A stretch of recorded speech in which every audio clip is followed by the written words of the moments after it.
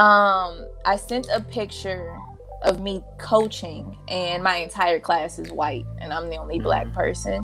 And I sent that intentionally, because as a lifeguard instructor for the Red Cross, like I don't have much choice in where they'll send me. And so this year I got sent to nothing but white pools. I like to show that picture because I've kind of had to kind of reframe it in my own mind. Because when they first sent me out there, I called my dad, and I was very frustrated because I'm like, see, I did all these years this up from meals to the white man still, but my dad was like, but they're getting the skills from a black person. And so they can never say that black people can't swim because they were literally taught by a black person. And I was like, oh, Daddy, you're right. Oh.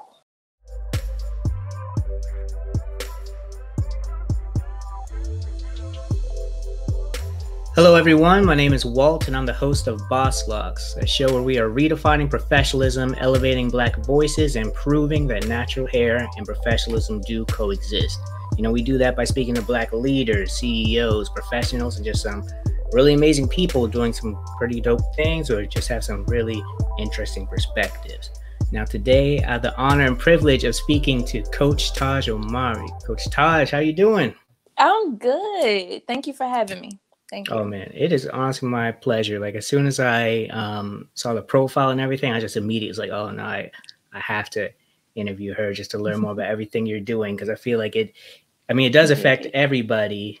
And I think we all have certain stories about when it comes to swimming and everything. So for those who don't know, Taj is an aquatic director and owner of Empowered Swimming, Inc. It's a nonprofit that's dedicated to providing professional, affordable, dependable aquatic training to our community. Our community, the black community, and maybe all as well, but definitely here for black people. So, she's worked with a bunch of organizations from Red Cross to Speedo, which I think is a very brand new venture you're going into. So, I'm excited to hear about all of that, everything and just everything. But to start it all off, I just have one question for you.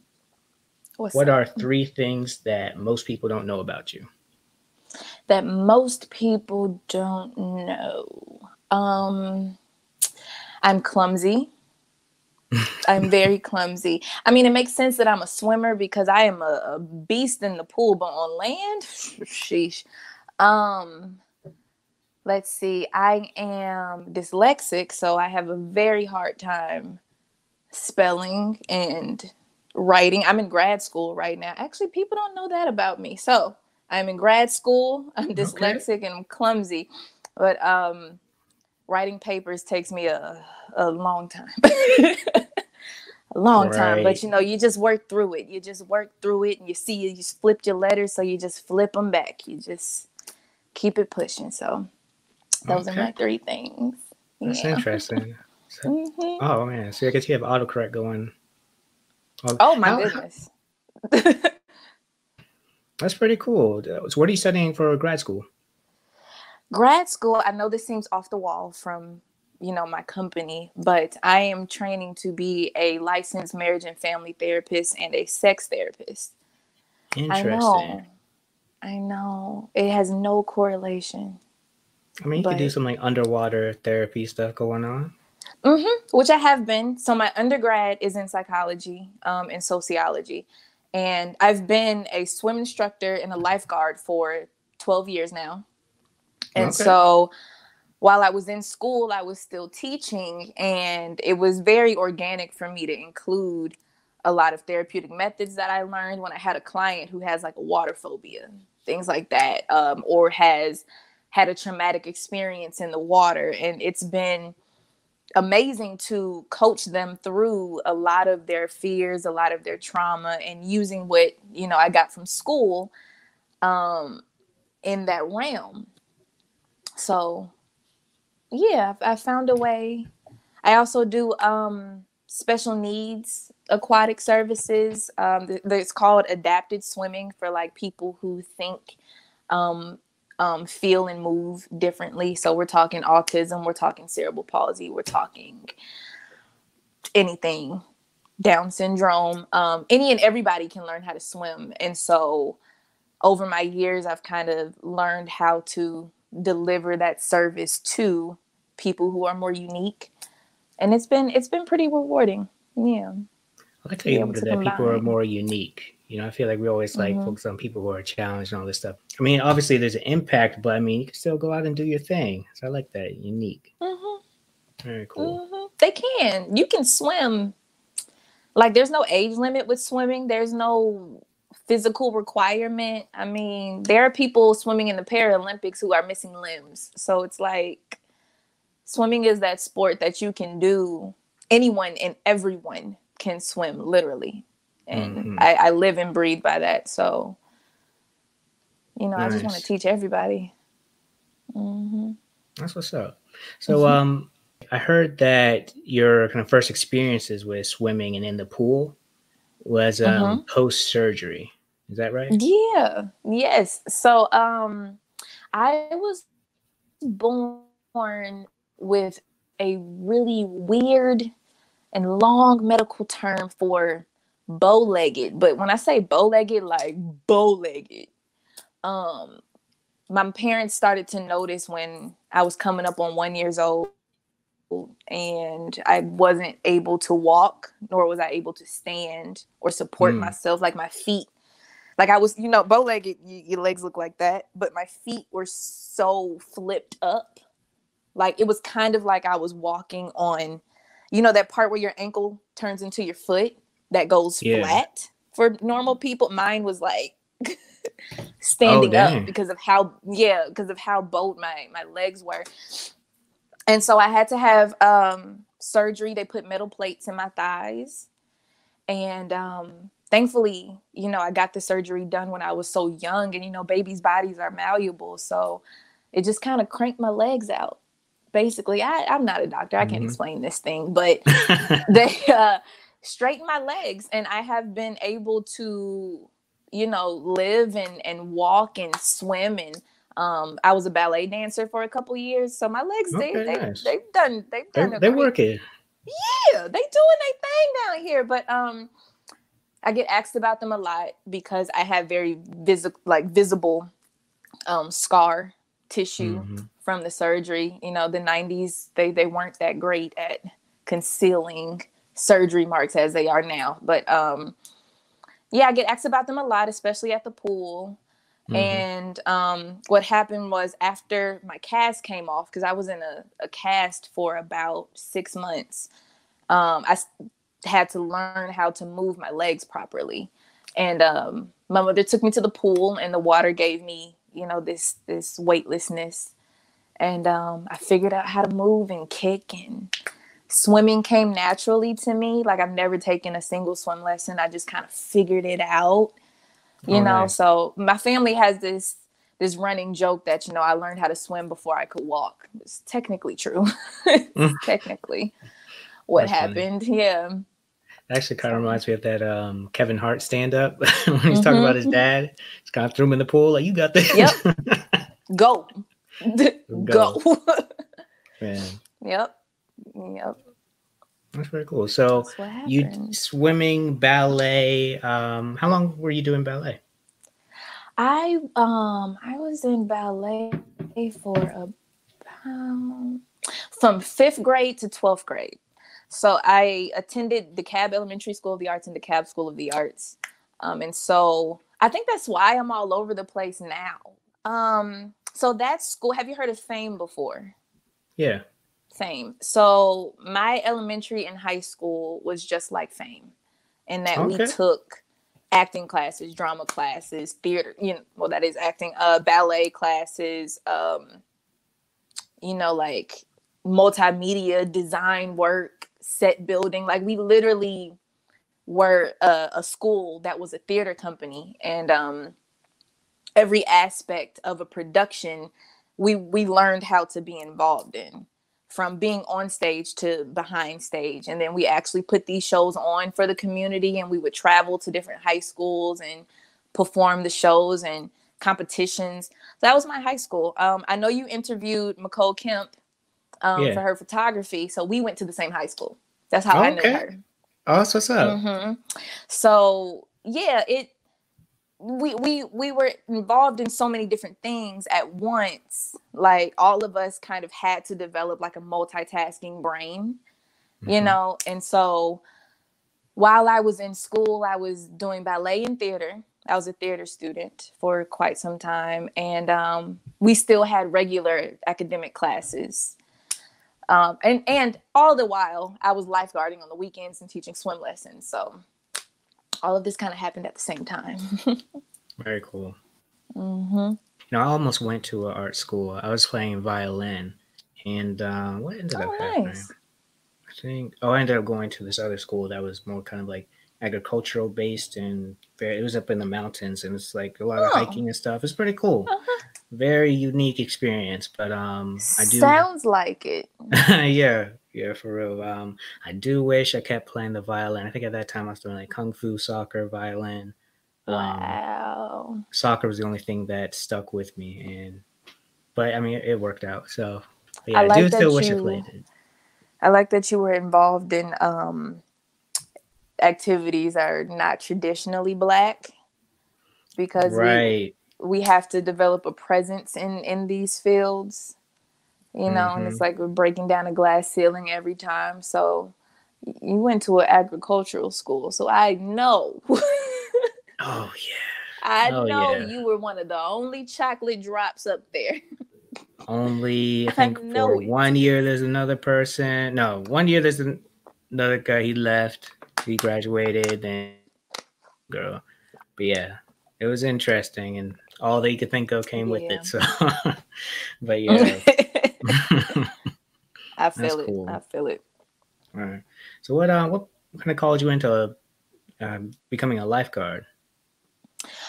It was just a natural progression for me. So, you know how people walk onto a football team or they walk onto the basketball team? Like a coach notices them and then they're like, oh, join my team. So that happened to me with swimming. The swim team coach just saw me in the pool when I was 8, I want to say. And apparently I was doing like professional strokes, and I was just swimming, you know, just swimming. So I swam, you know, you walk on a football team. I swam onto the swim team, and I was a beast in the pool, just like a natural beast. And so I was always at the pool, always in practice and playing around with my friends. And I was on the team from 8 to 16. And so like literally when I hit 16, my coach was like, Taj, go over to the other side of the pool and train to be a lifeguard. Like I kind of didn't have a choice. It was just like, go do it. And I was like, okay. So like, I was just at the pool. So I was happy, you know? And then you gave me a check to be at the pool. So I was good. Oh, so this wasn't like a volunteer thing. This is like, no, some money with it too. Make money. Lifeguards make money because I know when you go to the pool or the beach and you see the lifeguard, we're just sitting there with our shades on looking like we're bored out of our minds, right? But the amount of training that we go through to be a lifeguard, to be able to actually save a life if and when that happens, you know, it's work. It is work. So yes, you see us chilling, but behind the scenes in our training sessions, it's not easy work. No, it's not easy work whatsoever. And there's just this misconception about it because what, you know, the public sees is not what actually happens. You only get to really see a lifeguard go to work when there is an emergency, and that's unfortunate, right? But a good lifeguard, like truth be told, a good lifeguard is one who never has to leave their lifeguard stand. Because all we're doing is pointing out instances that could become, you know, risk, that could become an emergency. So that's why you blowing our whistle all day. That's so we don't have to get up. Because if we get up, that means it's a problem. And if it's a problem, it's not a good day. So that's funny. Yeah. Now that you say that, Yeah. I'm kind of taken back to like one, like the only real instance I know of like a lifeguard is like when I'm watching Baywatch with The Rock in Mm-hmm. it, the SpongeBob episode when there's the lifeguard, and when I was a He flipped kid, them upside down. right? Yeah, when I was a kid, like I remember like the lifeguards were annoying, but I guess they were just saving our lives because we try to do something like Right. blow the whistle, but no, okay, well I have to go back in time and Right. think We so. just trying to have fun. And Right. all the while we just see like risk behavior, we see drowning victims before they become a drowning victim. We see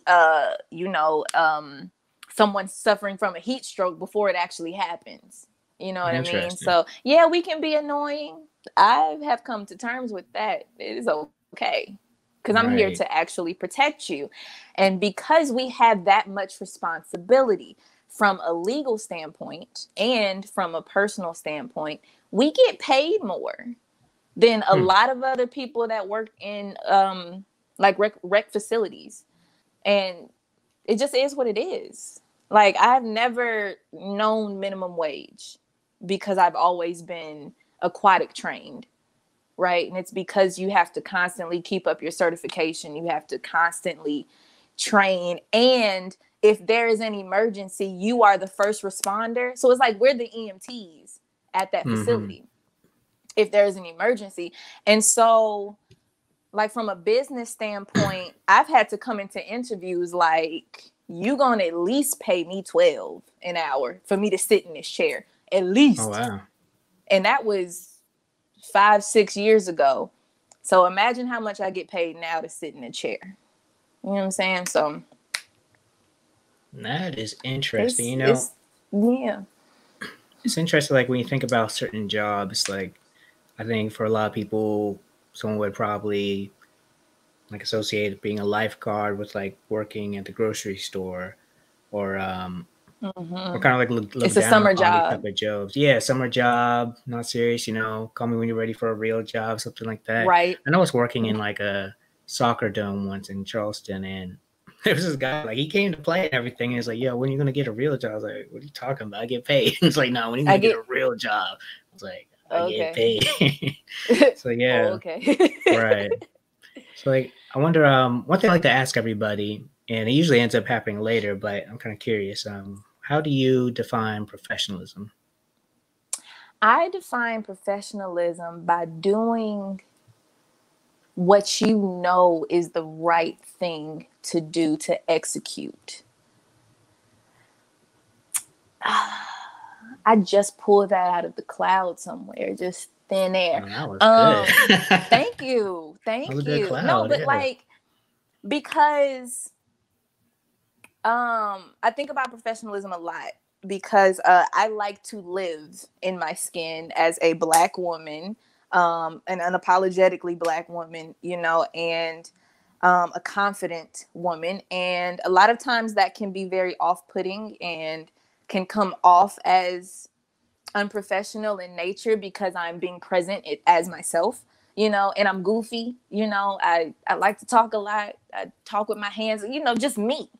Um, and so I have been told before that, I come off unprofessional. I have been told that my hair is unprofessional. I have been told these things. But I really don't kind of care because I do my job and I do it well. So it's like, do Mm. you want me to be somebody else? You want this job done and you want it done right. Okay. You want it done to the best of my ability. I can deliver that, and I can deliver it with all of my authenticity and personability. I can do that. But if you are looking for like someone else, then it's just not me. You know what I mean? So that's not professionalism for me. That's you just don't want Taj. Cool. But if you want somebody who is knowledgeable, who can deliver, who can execute, that's professionalism for me. I did the job and I did it well. You know what I mean? So it just I love depends. Do you that. want professional or do you want cookie cutter? What do you what are you actually looking for here? So that's pretty much what I think. Thank you for asking me that. I've never really thought about that. Hmm. my definition of professionalism. Yeah. I like to Yeah. ask everybody because, one of the things that I'm pushing to do is really challenge these perspectives that are used to like hold up things that really discriminate. And like the word professionalism is Yeah. used a lot Mm-hmm. to keep Black people out of spaces. So, and like Very calling our much hair so. unprofessional, all these things. Basically, they're finding all these Sheesh. excuses to keep Black people out, Latinx people out, basically everyone out if they don't fit that perfect mold or kind of fall in If they line, kind of don't like fit you were that saying. mold, right? That Right. cookie cutter mold. I worked in corporate for 6 months. Let's see how Hmm. well that went, Um, and like my hair came up. I was the only Black woman in the office with natural hair. And the words they said, we want all of our associates to appear very professional and well put together, and sometimes your hair can look a bit unkempt. These were the words, unkempt. And so I'm like, I don't know how kempt my hair can be when it's literally like stuck together. And how is a messy bun not unkempt, because it's called a messy messy bun. And this is me in a professional meeting with my superiors. So Yeah. What type of job was it? car insurance. Uh, were you like client facing? No, well, I was a customer service. So Customer no, I was service. on the phone, but they did Oh, have a standard for the office space, definitely. And I dressed to standard. My hair was always neat. I didn't let my new growth get overrun or anything like that. I don't have, you know, my hair is hmm, equivalent to, straight hair, loose, just having your hair down. It's equivalent to a weave. It's equivalent to this European standard of beauty, but it's my natural hair doing it. And I know that's different. I understand that it's different, but it ain't going nowhere. You can either have right. me with my locks or you're not gonna have me. It's kind of simple. I don't know if you can tell this, but I'm a poor employee because I do this. I challenge these status quos a lot, which is why I went into business for myself, because I'm like, I just can't I just can't do this. Went into business for myself for that reason. I'm not, you tell me something I'm doing that's just me is wrong for the business, then I feel like I shouldn't be there, Well, this isn't the business Right. for me because I It's kind don't of know. interesting being a poor employee. I think that's, and if, kind of for the reasons that you mentioned it, because I really think about like what it takes to be a leader Mm-hmm. oftentimes, especially for career growth and everything. And I feel like if I'm someone with employees, I personally don't want people to just follow suit. Because let's say I'm like a fashion person. I'm like, oh no, this is the style. Like I Mm-hmm. need people to let me know, like, oh, this is not it. Right. Right. So if anything, you're just challenging the leadership, I think is oftentimes looked at as like a bad behavior. But I mean, one, that Mm-hmm. just shows the leadership within you because you're asking questions and just helping everyone stay accountable and get to that better, higher quality growth. Yep. I Interesting. appreciate that because I've been getting phrases like insubordination my whole like coming to this point in my career, so it is looked at negatively. It is very much so looked at negatively, but like I said, it's something that I like of my personality because it forces growth, and that's what we're here for, All here for so new growth. exactly. So I'm gonna ask questions. Right. This is what it is. So how was that transition from, was it you went into the business like right after that 6 months in corporate, or did you go to another job after that? I went into business. Well, I kind of did both. So the company tanked. Everyone was laid off. This was in 2017. Everyone was laid off. And so I panicked because, you know, I'm an independent woman. I pay all of my bills. So how was I going to keep myself afloat, basically? And thankfully, having my certifications as a lifeguard instructor, and a water safety instructor for the Red Cross, like, I have means to a job, right? And so I went back to lifeguarding, just sitting in a lifeguard chair. And all of that time of me sitting and thinking, watching other people swim, I basically built a business plan to take my information back to my community. Because like I said before, like, when I would go into a job interview, like, I would be offered, you know, like, lower rate for a lifeguard, which is still higher than minimum wage, but I've been a lifeguard for a very long time, so I'm not going to settle for being paid $8-9, right? Mm-hmm. And so I was sitting, like, I had to drive I live in College Park now. I know you're fresh to Atlanta, but it's right by the airport. And I would have to drive to Alpharetta, which is a good... Yeah, that's gas money. Exactly. And before COVID traffic, going to Alpharetta just so I could work for an aquatic company that would pay me what I am worth. And that bothered me because those same services, that same like knowledgeability that I have with aquatics is not being given to my people. I would have to go serve them. But mine was getting, I don't know if you've seen a pool in the hood, but they are some of the most, like, rundown facilities. I mean, like they won't have working water fountains. You know, they won't have, like, there's a pool, there's a City of Atlanta pool that literally has barbed wire on top of the fencing. So it's like you have them swimming in a prison pool. That's what it looks like, you know? Right. The lifeguard stands don't have umbrellas. So we, like, imagine sitting in the hot sun for hours with the pool reflecting back at you and you don't have an umbrella. And this is the City of Atlanta Park and Recs. You know what I mean? So it's honestly, like, shameful. And so here I am driving to Alpharetta, Johns Creek, sometimes even further, lifeguarding at these beautiful facilities. I'm talking about water slides. I'm talking, you know, they have splash pads and little kids are just running through, and they have life jackets and sunscreen, and everything that you need to enjoy the pool is available for them, but it's not available for us. And so I started to get pissed off. I really started to get pissed off working there. One, just being a Black woman in the field, I would be challenged a lot by the patrons because they're not used to seeing a me. And not only seeing a me, but seeing a me in a supervisor role. And so it was hard to get, you know, respect, and I had to kind of demand it a lot.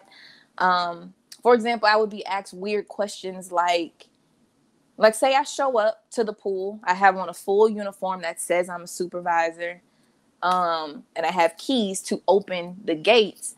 And these two white women felt the need to come up and ask me if I worked there. And so I was like, nah, I just got the keys. Nah. It's just things like that. Just it would frustrate me so much. And but I'm thankful for it because I use that fuel and that time to write my business plan, to, you know, get my nonprofit registered with the state of Georgia, to save my money and pay for all of the upfront costs. And so by the beginning of 2018, I was like, I'm out. You know what I'm saying? Like, I'm finna go do my own thing. And I've been working for myself ever since. And it's been a wonderful transition. Wow. Mm-hmm. That's pretty incredible. So you just had to kind of stuck with it until you're able to fully kind of pay for everything that you needed to establish it the right way. I like that. Yes. Because going into business is expensive. It is expensive. So I wanted to make sure that I could do it and pay my bills, you know, because I have to maintain my lifestyle as well.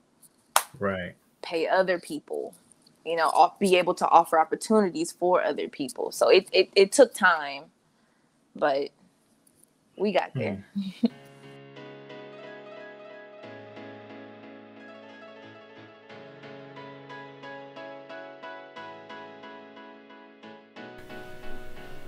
I want to take a quick break to tell you about our brand new collection called I Love New Growth. Inspired by the natural hair journey, we wanted to do something that both symbolizes when new hair is growing as well as the hard work that goes into growing in your personal or professional life. New growth isn't always pretty or Instagram worthy. It's often uncomfortable. There's countless mistakes and just these incredibly embarrassing moments that come with it. But without these moments of struggle, are you really growing? At BossLocks, we don't just celebrate the destination, but the journey it takes to get there. I love new growth, and I'm now reminding myself to appreciate all that comes with it. The BossLocks shop now has new growth shirts, hoodies, and crew neck sweatshirts available when you go to www.bosslocks.org/shop. Or you can just go to bosslocks.org and click the shop button to place your order today. That is www.bosslocks.org/shop. And we also will have the link in the description too. I love new growth. Thank you for listening, and now back to our show. So, I'm curious about all the different things that your nonprofit offers, but before we kind of get into that, can you speak a little bit on like the history of, Black people in swimming pools? Sheesh. Yeah. Much like everything else in our glorious country, it is riddled with racism, riddled with it. So pools, of course, were segregated, just like everything, Black people were discouraged from swimming even in their own pools, colored pools or whatever, because stereotypes and a lot of negative rhetoric was often spread about Black people. Of course, we're talking the 60s here, and we're Black. And so Black people are dirty. You know what I'm saying? You have to drain the entire pool after a Black person gets out of it. Black people, have like more bone density, and so they can't swim. These things that actually don't make sense. The most horrific one for me is the notion that Black people, Black men in particular, would go underwater and sexually harass white women because they could do it under the veil of the water. It's just, wow. Idiot things, but we're not talking logic. We're talking social construction here. We're talking, how do we get people to actually believe that Black people are, these beastly creatures that should have remained enslaved, right? So they do not get the privilege to learn how to swim. They don't. But in the colored facilities, no swim lessons would be offered. Like I said, the pools would be run down and just janky. And so when integration happened, you couldn't legally keep a Black person out of a white pool. But of course, white people and their, systematic approach to racism, they made it very difficult for a Black person to swim. They gave them really inconvenient hours. They made it expensive. A lot of facilities turned into like members only facilities that a Black person couldn't afford to go swim at. They couldn't afford to pay the membership fee. So it's not that you're Black, it's just that you can't afford it, those type things. And then of course white people would perpetuate these stereotypes and make it even more difficult, and the police would turn a blind eye. A good friend of mine whose father grew up in the era that I'm talking about, it was a pool. It was like a white pool. It was a white pool in a Black neighborhood, and it was separated by a ditch. It was separated by this big ditch. Now, when integration happened, that white pool had to open up to Black people, right? But the community wasn't having it. The white community did not want that. And so all of their young men would wait in that ditch for the Black children to try and come to the pool. And so my friend's father said he literally had to beat someone's ass every time he wanted to go swimming. And I'm like, that's crazy. Like, you gotta prepare for battle before you go to the pool just to chill. It's crazy. And this is someone I'm talking to. This wasn't years and years and years ago. This is my homie father. You know what I'm saying? Same age as my father. So there's that, you know, it's riddled with racism, systematic discrimination, just like almost every facet of our history. And it's still, you know, existing today. The fact that I just described a pool to you that has barbed wire around the top of it, this is today. You know what I mean? This is a Black pool today, and I have to go to a white pool that's got 3 water slides. Mm-hmm. Makes no sense. Like 40 minutes away, too. Exactly.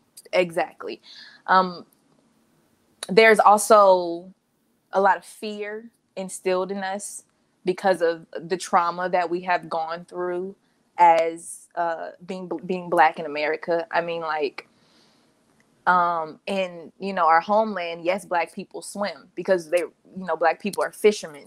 You know what I mean? They learned how to. But then we took this middle passage over here, and many of our ancestors, you know, took their lives in this water. And then you get here, and we are not allowed to use it. And we are hosed down by water. And we are, you know, like, racist people would pour bleach into Black pools. And so you would jump into a pool, and then your skin is burning like you have acid pouring on. You know what I mean? And so it's like we literally have generations upon generations of fear just being Black. And then there is the very real reality of drowning. You know, just simply water existing, we can lose our lives to it. And so when you hear someone be like, I ain't going near that water, like, I feel them. I feel them on a deep level because, you know, I'm quite sure that their parents told them, you know what I'm saying? Don't go near that water. And their grandparents, don't go near that water. It makes sense. It makes sense. But it's holding us back at this point.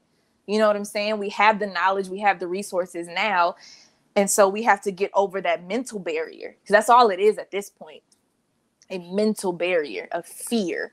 But fear is not easy to get over, not at all. And I would say the last prominent reason why Black people, like, historically do not swim is our hair. That it's a thing.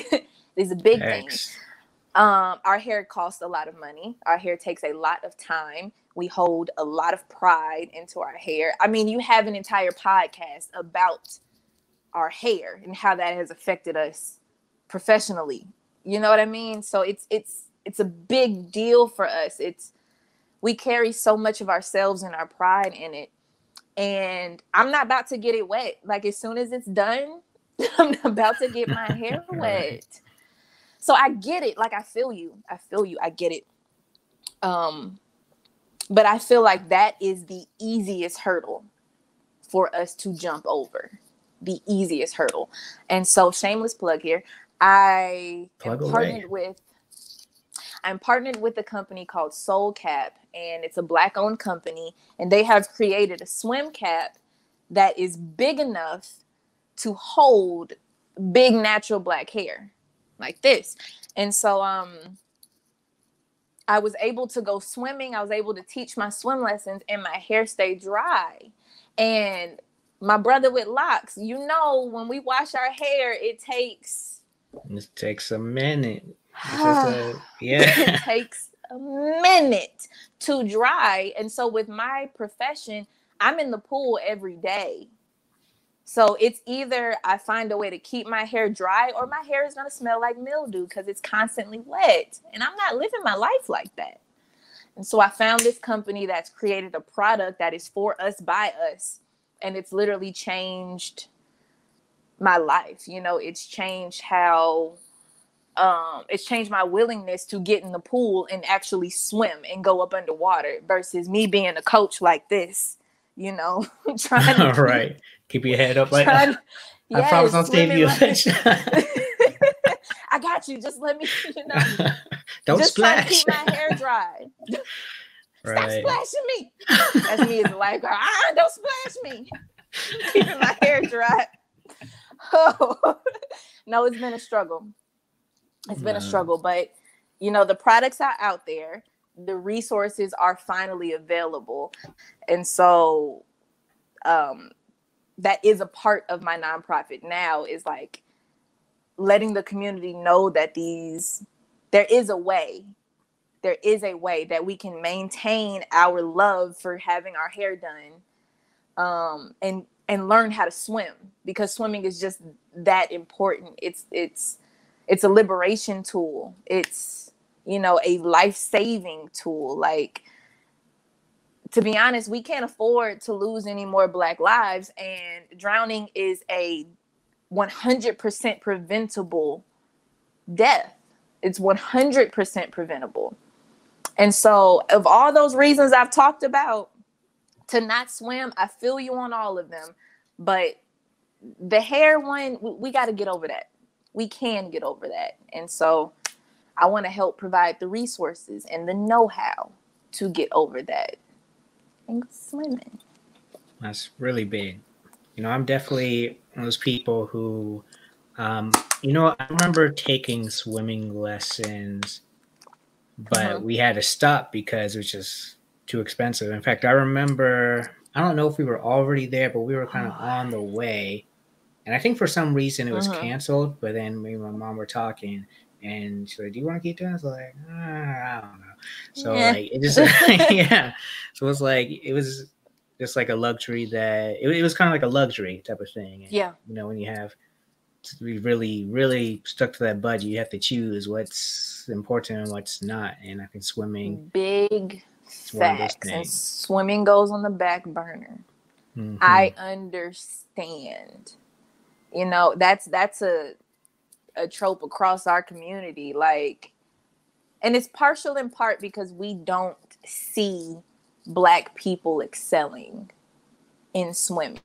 You know, we see Black people excelling in football. We see them excelling in basketball, but we don't see Black people excelling in aquatics. And so if there's, you know, only so much money in the budget to pay for my child's one recreational activity, you know, it would make sense to me to put that money towards something where I know my child can see themselves succeeding, you know, but we don't see it in swimming.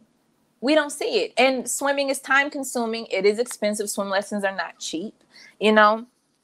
And so it's easy for me to understand a Black parent choosing to invest their money elsewhere.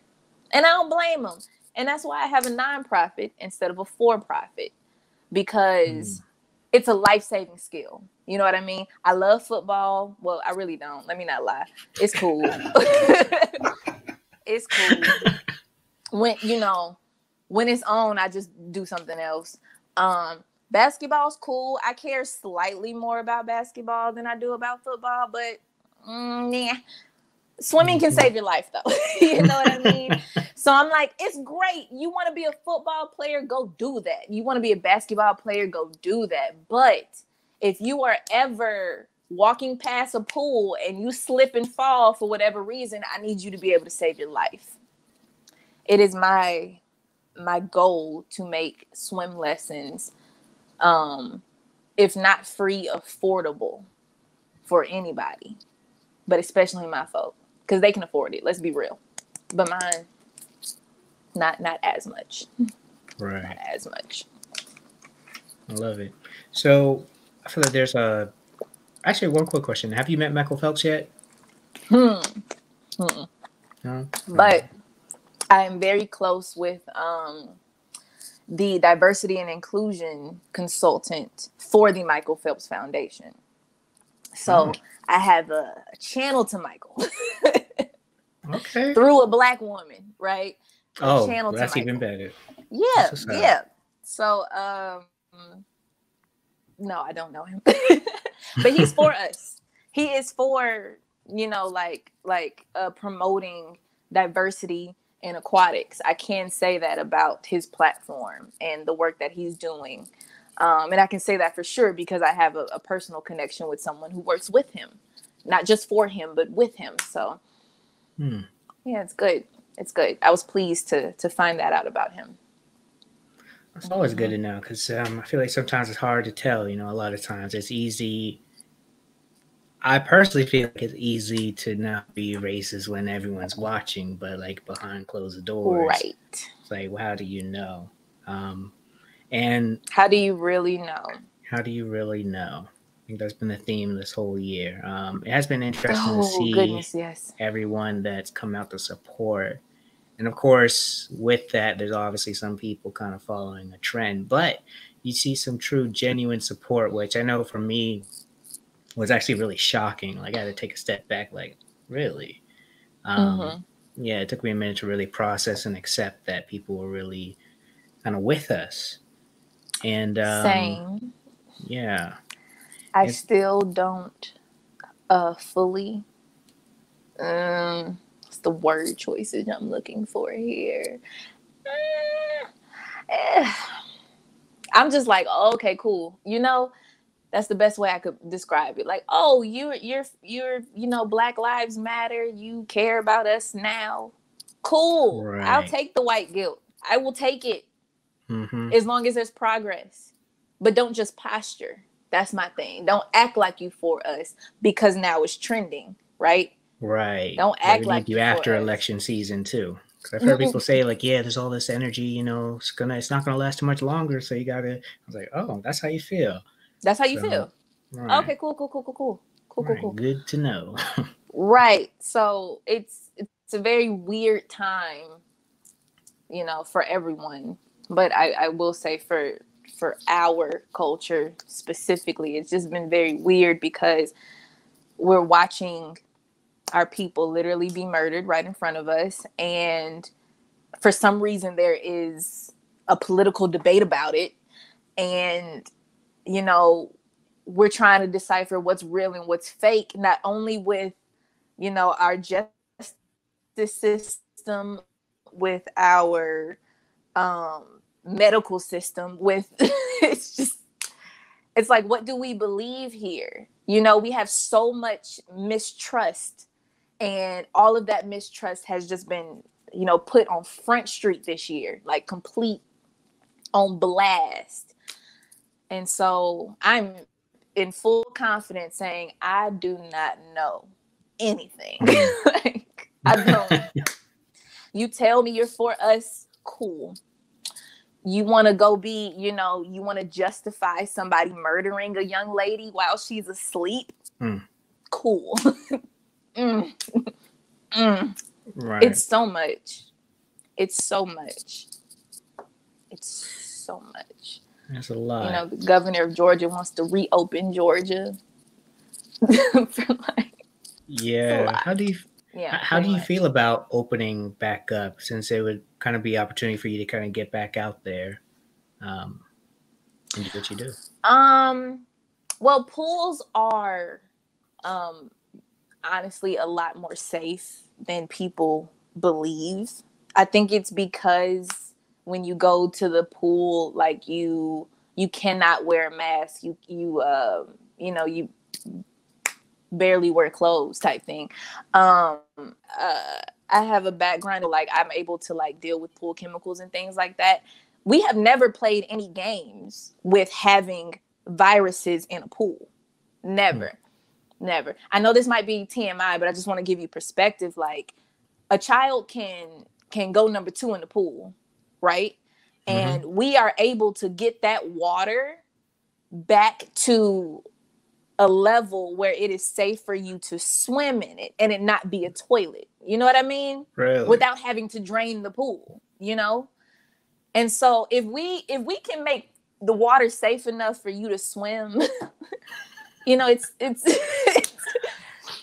It literally kills the same way like hand sanitizer kills COVID-19.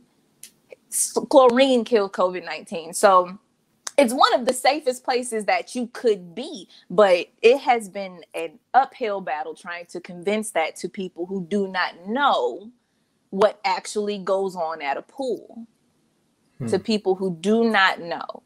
And I don't fault them for that, because a lot of the information I have about running pools, you would not get unless you are constantly at a pool. Right. It's been very difficult this year getting people to just kind of accept what I've been telling them, because there is a lot of fear surrounding this virus. There's a lot of mistrust surrounding this virus, and there's a lot of confusion about what we should actually do to keep people safe. And because I wholeheartedly understand that, like after I presented the facts on facts on facts, if you still want to keep the pool closed, and by all means keep the pool closed. I'm not going to tell you to do anything that you feel would be unsafe in 2020. I'm not doing it. Right. So I like that. It's been frustrating because I can't do my job. But right. Yeah. I feel like if things were, implemented differently at the beginning, like, the news just came out that the president, and I mean, this speaks to a lot of things. That's a whole other episode, but like he knew exactly how dangerous this all was, but downplayed it like all the way. Because he's a businessman. Yeah. He's a businessman. And so closing these businesses is bad. It's bad. So we're going to keep them open. We're going to keep America open for as long as we can.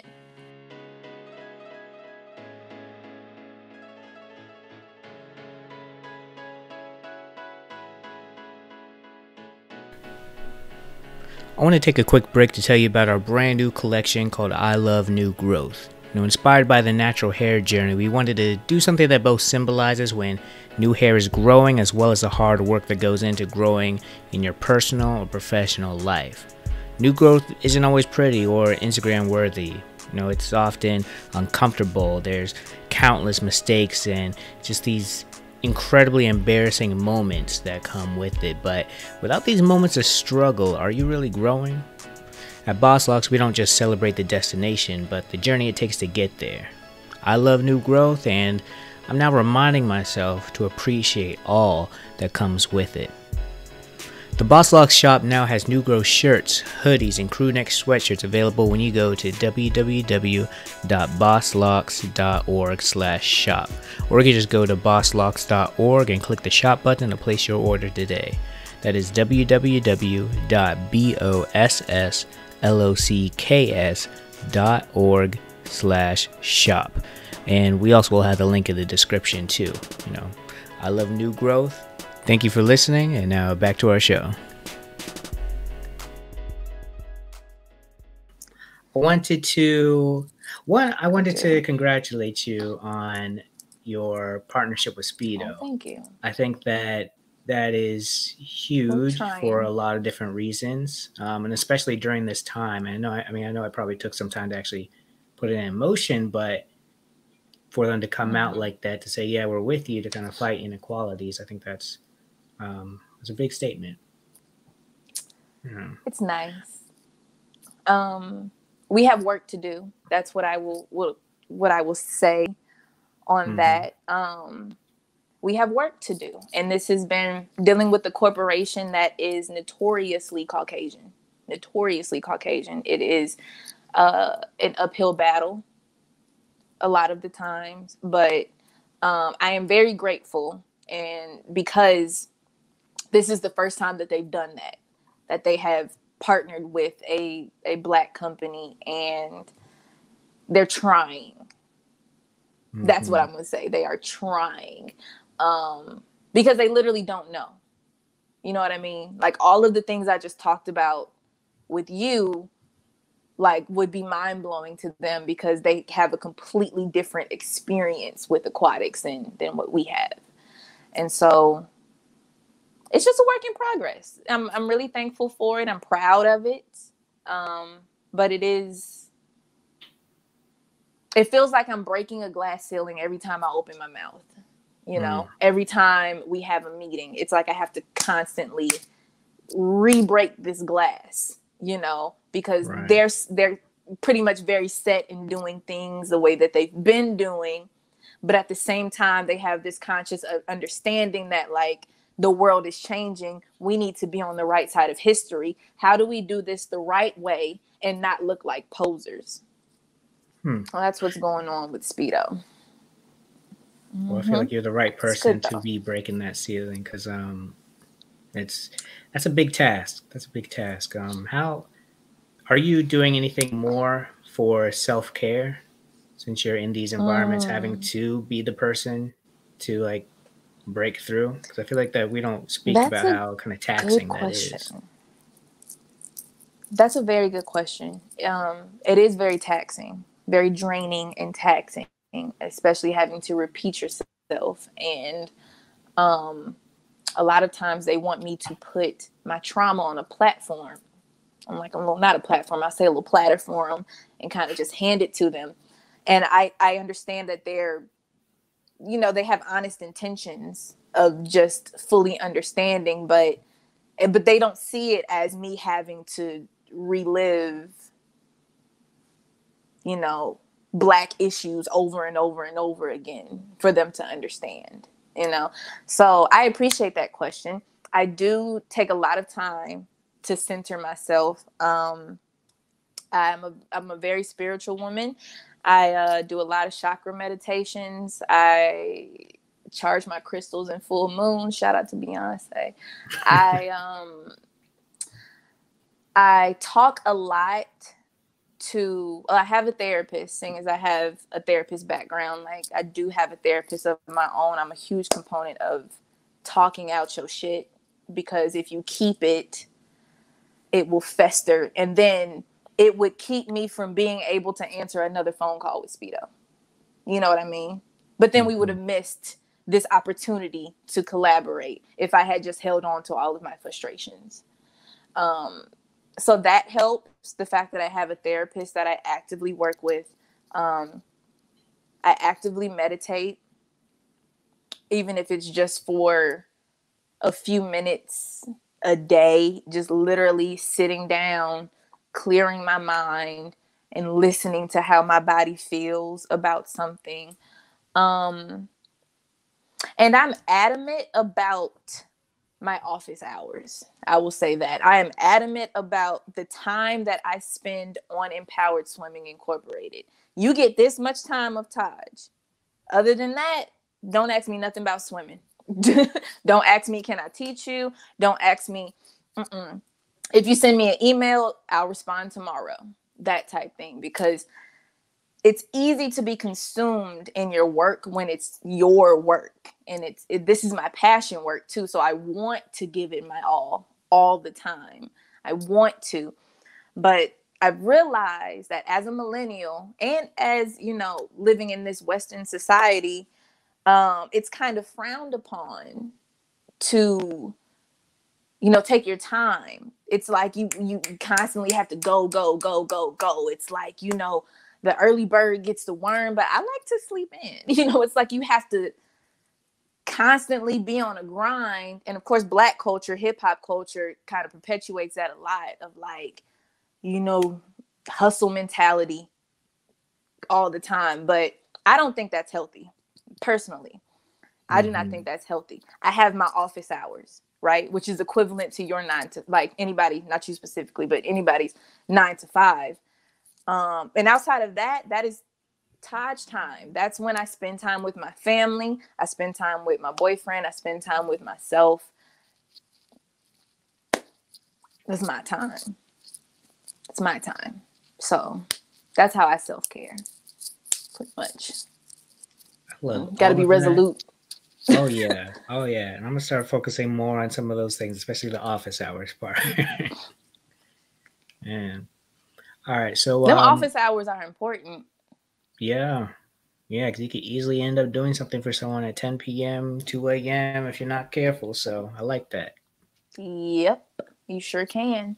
And they won't, and then you'll be craving for appreciation for all the time and work that you put in. And it's just, it opens a huge can of insecurities and issues, I feel like, if you don't take care of yourself. while you're doing other work. Just do what you need to be okay. You know what I mean? Mm-hmm. What you need to be okay, so that you're not looking for any external validation from the work you've done. It's just like, here's my work. You know, receive it how you receive it. I like that. Okay. Thank you. So, before we go, I want to transition into just hearing more about your own hair journey. So, I'm curious, how or what inspires you to start growing locks? Um, Vanity got me to lock my hair. So I locked in 2015. These are only 5 years. I don't know how they've gotten this long, but it just happened. I mean, I do know my hair has always been like super long, super thick. But prior to me locking, I was in a pretty rough state. I was in a rough place in my life. I was also graduating college. Um, and I was miserable, and I couldn't understand why I was miserable, because here I am coming up on a milestone, and I graduated like top of my class too. So it's just like, what's wrong, you know? But I also wore my hair in this huge afro. Like, it was like massive, and I wore it. It was kind of like I was putting a lot of emphasis and attention on my hair so it could be taken off of me. I didn't want people to actually see that I was hurting, that I was depressed. I didn't want anybody to see that. So here I am walking around with this big statement piece on my head, and it got me a lot of positive attention. Like, oh my gosh, your hair is so beautiful. It's so big. I'm talking about from anybody, because it was that massive. And it was every day. I'm sitting there picking it out, and it's all the way out to here. And I loved it, but I still felt like shit.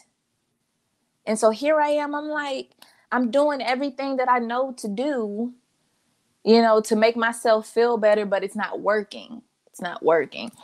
And so I was like, well, I'm going to do something different. And I put my hair in 2-strand twists, and I just did not take them out. Here we are. Yeah. It's always interesting how our hair, like our own hair journey, can really impacts our lives. Like I always tell people, like my lock journey, personal journey, entrepreneurial journey, like they're all intertwined. You can't have one without the other, because it really affects everything. So do you consider your hair a hairstyle or a lifestyle? Ooh, lifestyle for sure. Yeah. Lifestyle. I barely style my hair, so I can't even call it that. This is the most you'll get on a daily. This is the most you'll get on a day-to-day basis. Otherwise, it's in this little pineapple sitting on top of my head. That's it.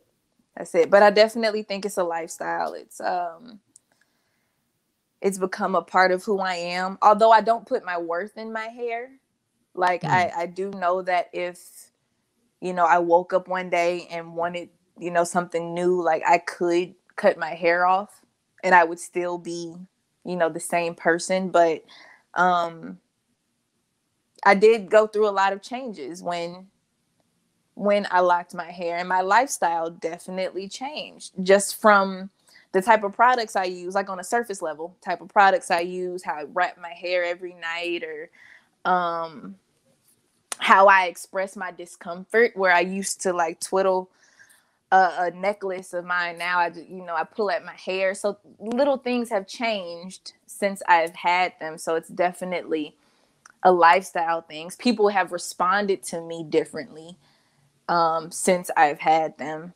So it's been a change. It's been a whole change. It changed my self-confidence, you know, my self-esteem, especially going through the ugly phase. I put these quotes because I was cute, but I still had to I still felt a lot of type of ways because I didn't like weave a lot before I went to the fro. So I always went from like big and bold to big and bold. And here I am with these little itty bitty little twists in my head. And You know, I'm feeling insecure about it and everything, and I'm not getting any compliments on my hair. Stuff like Oh that. man. But then when I got some drop to them, you couldn't tell me nothing. Could tell me nothing. But that time, those months of locking turned my self-esteem around. It really did. My self-confidence, it completely turned it around. And so now I don't care what you got to say about my hair. I really don't. It's mine. That's right. Man. Lifestyle. That's right. That's right. I love that. Now, I know I have to go, so just 2 more questions. How can everyone find you? Okay. How can everyone find me? Yeah. Personally, you can find me the easiest, I guess, on my Instagram. I'm not a social media person, which is bad in this society. But my Instagram, my personal one is at TAJYOMARI, which is my name. My name is Taj Yasmin Omari, so it's Taj Y Omari. I'm real basic, I know.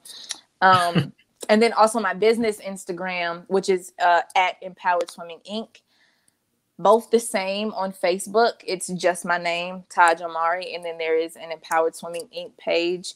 The most professional representation of me would be my website, which is empoweredswimminginc.com, where you can find everything that we're doing, all of our partnerships. You can contact us. The website is under construction right now. Things have changed within the structure of our business because of COVID. We are no longer a service provider, as in we don't conduct swim lessons anymore. It's more so we will pay for, we will basically write you a check to go take your child to swim lessons or take yourself to swim lessons, wherever is most convenient for you. It kind of casts a much broader net than what we could offer service wise. And if you say that you specifically want a Black person to teach your Black child, then we will find a Black instructor for you and pay for it. So all you got to do is just show up.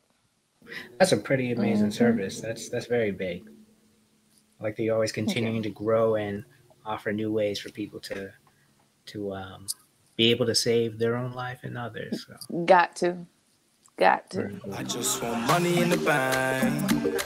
Have no time for them. We just pray and say amen. Been here, boys, since way back when. I just want money in the bank. Now that is a wrap. Thank you so much for listening to the BossLocks podcast, where we redefine professionalism, elevate Black voices, and prove that natural hair and professionalism do coexist. Now, if you like today's episode, want to get to know our guest a little bit more, check out the links in the description. It'll take you to our website where you'll see all the different places where you can connect with our guest. And, if it's your first time visiting, go ahead and keep browsing to learn more about BossLocks. While you're there, you can learn about everything that we've got going on, why we started, and you could get your own merch, your own I Love New Growth, a BossLocks original shirt, or even if you're really about it, a Nuck View Buck apparel as well. Now, also in the description, you will see links on how best to support our show. That's right. I know I've mentioned it here and there, different ways you can support, but I decided to go ahead and just create a whole page that just talks about all the different ways that you could support. And guess what? The number one way to support our show is actually really easy. It's to tell a friend to tell a friend. This show has a lot of great lessons, value, and just really interesting perspectives that I think, you never really know what might help someone get through something. So, and that's part of why I put this show together, to help people, a specific type of person. But overall, these lessons can be applied to many different things. So anyways, I could keep talking forever, but I just want to say thank you once again for listening, and I'll see you this Tuesday for our next episode. Thank you for listening. Haters, I don't even breathe them. Grab the bro, cause I don't even see them. Shout the family, cause I need them. Yeah, I need them. If I pull up in the German, I want the best version. Tryna kill bills like Uma Thurman. Money in the bank, money in the bank. I just want money in the bank, money in the bank. I just want money in the bank, money in the bank. I just want money in the bank. I just want money in the bank.